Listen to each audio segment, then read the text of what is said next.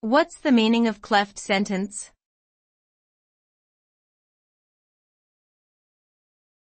Cleft sentence.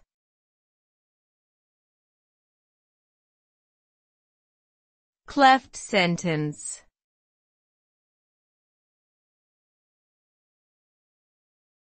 Cleft sentence.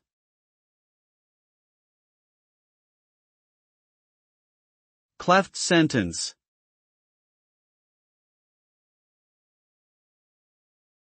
A cleft sentence is a type of sentence structure where a single sentence is split into two clauses, with one clause emphasizing a specific part of the sentence. The emphasized part is usually introduced by the word it or what.